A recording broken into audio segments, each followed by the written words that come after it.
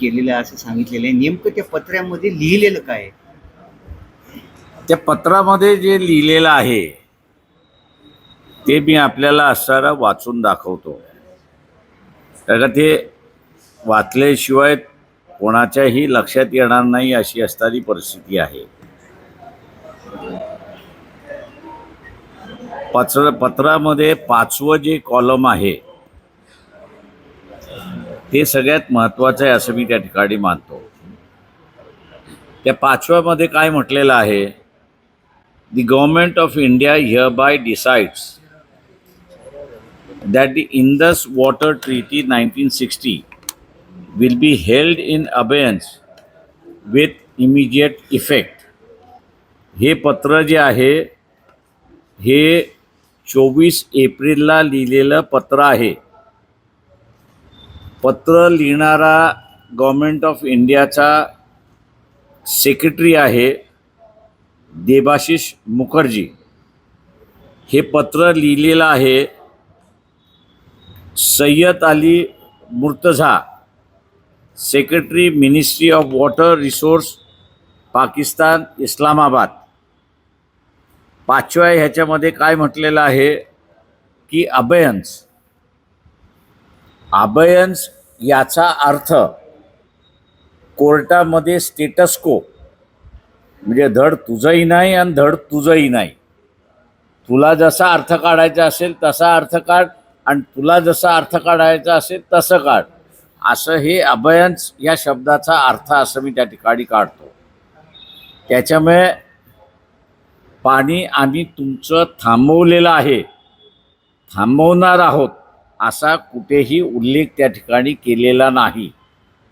त्याच्यामुळे जे या सरकारने म्हटलं आहे की आम्ही असारा फार मोठी कारवाई केली की बूंद बूंद के लिए पाकिस्तान तरकेगा, असं जे काही BJPच्या नॅरेटिव्हनी लिहिलेलं आहे ते पूर्णपणे खोटं आहे. आणि कुठेतरी नरेंद्र मोदी पुलवामाच्या इश्यूवरती पहलगामच्या बाबतीत असणारं सिरियस नाहीत अशी असणारी परिस्थिती आहे. दोन्ही घटनेच्या संदर्भात ते सिरियस नाहीत एवढंच फक्त असणारं अधोरेखित ह्या पत्रातून होतं अशी परिस्थिती आहे. माझं आपल्याला विनंती आहे की ते पत्र आपण आपल्या चॅनलवरती दाखवण्यात यावं, जेणेकरून लोकांना सुद्धा खरं वाटेल की आम्ही जे बोलतोय त्या संदर्भात. पहलगामचा जर बदला घ्यायचा असेल तर युद्ध करा अशी मागणी सुद्धा पक्षाकडून जोर धरत आहे. आम्ही 2 तारखेला हुतात्मा स्मारक दुपारी 2 नंतर बसणार आहोत आणि मिलिटरी ॲक्शन करायला मागते, तयार आहे असं म्हणते, पण इथली पॉलिटिकल लीडरशिप तयार नाही. त्यांचं मनोबल वाढवण्यासाठी, त्यांना निर्णय घेण्याची ताकद येण्यासाठी आणि तिजोरीमधला पैसा नाही असं त्यांना वाटत असेल तर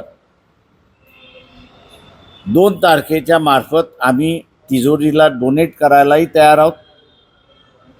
आणि त्याच्याचबरोबर तुम्ही घेतलेला निर्णय हा आम्हाला मान्य असेल हे मनोबल वाढवण्यासाठी आम्ही असणारं 2 तारखेला एकत्र येऊ असं आमचा एक संदेश त्याच्यामधला आहे.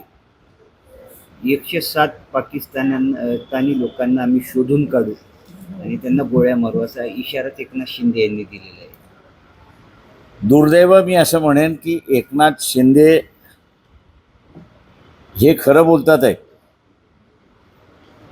की देवेंद्र फडणवीस खरं बोलतात आहेत. हा मला सकाळी 6 वाजता फोन आला, एका सामान्य माणसाचा फोन आला की मी कोणावरती विश्वास ठेवू. मी म्हटलं तुझा जे संभ्रम आहे ते माझाही संभ्रम आहे, कारण का देवेंद्र फडणवीस असे म्हणतात की आम्ही सगळ्यांना बाहेर घालवलं, आणि एकनाथ शिंदे असे म्हणतात आहेत की 107 अजून शिल्लक राहिलेले आहेत, त्यांना शोध घेतला पाहिजे. तेव्हा ही जी संभ्रम अवस्था जी आहे ती कॅबिनेट, महाराष्ट्राच्या कॅबिनेटनीच दूर करावी, असं आम्हाला त्यांना आवाहन करायचं आहे. बाकी दुसरं कोणाला आहे काही विचार